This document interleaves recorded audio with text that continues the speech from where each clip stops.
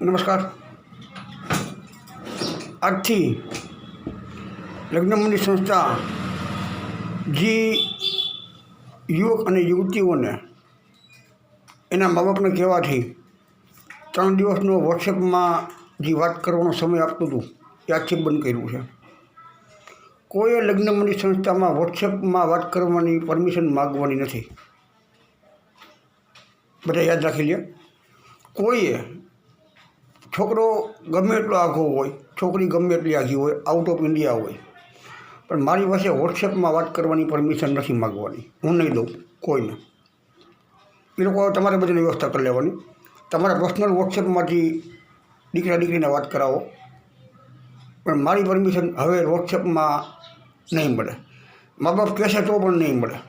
એ હવે મા બાપને વ્યવસ્થા કરવાની છે.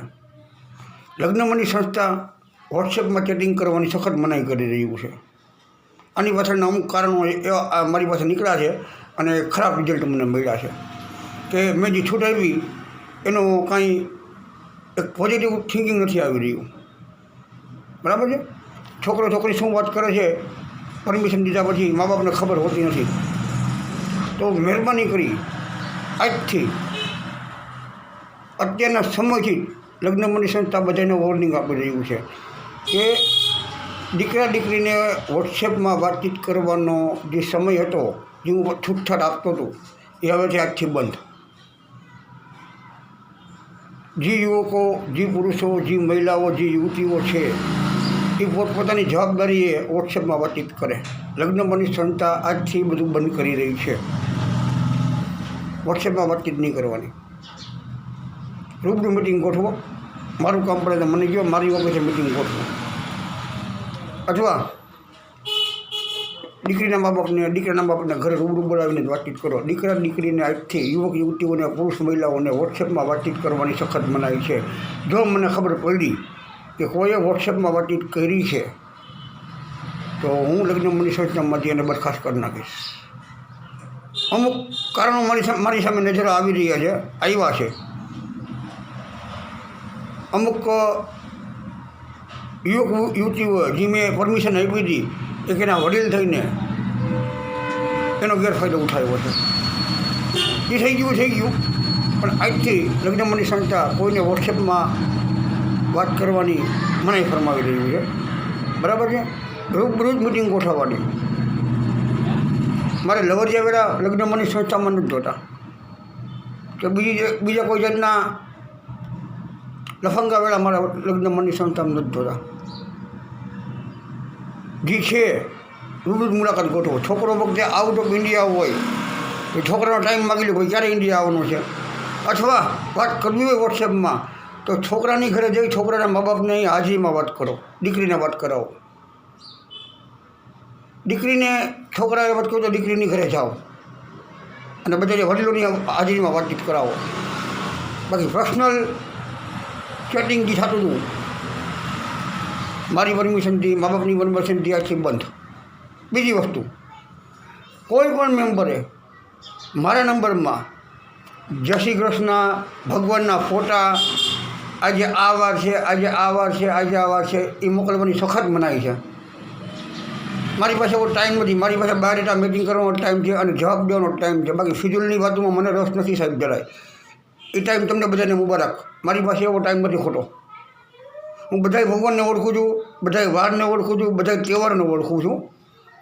તો મહેરબાની કરી હું 2 હાથ જોડી નમ્ર વિનંતી કરી છું. લેખિત મેસેજે મેં વોટ્સએપ ગ્રુપમાં આપી દીધો છે અને વિડીયો મારો મોકલી રહ્યો છું. મને કોઈ જાતના ખોટા ભગવાનના ફોટા, ભાવેશભાઈ કેમ છે, તમે આ વિડીયો સારો મોકલો, મારા વખાણ નથી જોતા. એ આખી દુનિયા જોઈ રહી છે. ફેસબુકમાં બધું અપલોડ થઈ રહ્યું છે. આપણું લગ્નમંડળ સંસ્થાનું ગ્રુપ સવારે 10 વાગ્યાથી સાંજે 7 કે 8 વાગ્યા સુધી ચાલુ હોય છે, પણ ફેસબુક 24 કલાક ચાલુ હોય છે. એમાં મારા વિડીયો વાયરલ થાય છે. આખી પબ્લિક જોઈ રહી છે. મારે કોઈની અસર નથી જોતી કે ભાવેશભાઈ તમે આ વિડીયો આવો સરસ કર્યો, તમને ધન્યવાદ છે. મારે કાંઈ ધન્યવાદ નથી જોતા. તમે જે કામમાં લગ્નમંડળ સંસ્થામાં જોડાના છો એ જ કામ કરો. મને ખોટા SMS કોઈ કરવા નહીં, ખોટા ચિત્રોય કોઈ મોકલવા નહીં, ભગવાનના ફોટા ન મોકલવા. હું 2 હાથ જોડી નમ્ર વિનંતી કરી રહ્યો છું. બધાય ભગવાનનો હાથ મારી માટે છે, બધા માતાજીનો હાથ મારી માટે છે.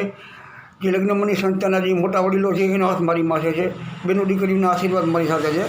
તો મહેરબાની કરી મને કોઈ જાતના મેસેજ મારા પર્સનલ નંબરમાં નથી મોકલવાના. મારા પર્સનલ નંબરમાં ફક્ત બાયોડેટા મેચિંગ થવી જોઈએ અને કાંઈ ન સમજાતું હોય એ જ મને પ્રશ્ન પૂછો. બાકી I don't like any other activities. That's all.